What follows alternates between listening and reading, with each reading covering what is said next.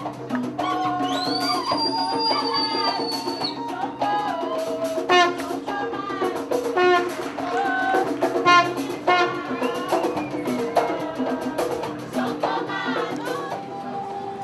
is my honorable duty now to call the Vice President of Kenya, His Excellency, Honorable Kalonzo Musyoka, who has just traveled from quite far from a funeral.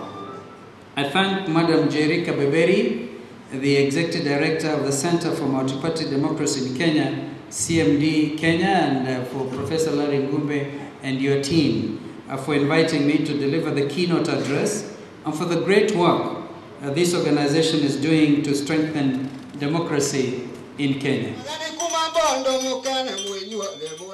The Center for Multi-Party Democracy works with political parties in Kenya, trying to institutionalize them and to give them a life in between elections. However, we found that after the 2007 general elections, we could not continue with multi-party democracy teachings or work because there was chaos all over the country. The suspicions and the hatred that exists among our ethnic groups is because they don't understand each other.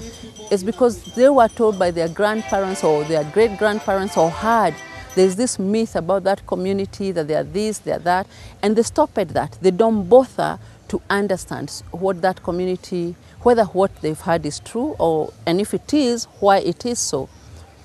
The other thing is, cultural differences should be respected, but in this country we don't respect cultural differences. We abhor other people's cultures, and because of that, when we are angry and when we are upset with the politicians and somebody else, we attack that whose cultural agenda we don't understand and whose cultural style we don't believe in, just because we have to attack somebody.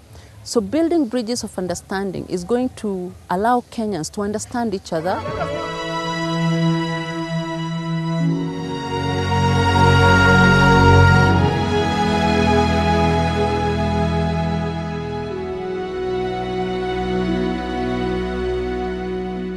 And although we can only afford to take 10 people per constituency, we want them to be the peace ambassadors. We want them to be the ones that celebrate on behalf of the other communities, those cultural diversities. And we want them to share their experiences and try to develop the different constituencies based on what they have learned. Now, you see, that is just a week. And if in a week that can happen, how much more could happen or will happen once we have all 210 constituencies exchanging?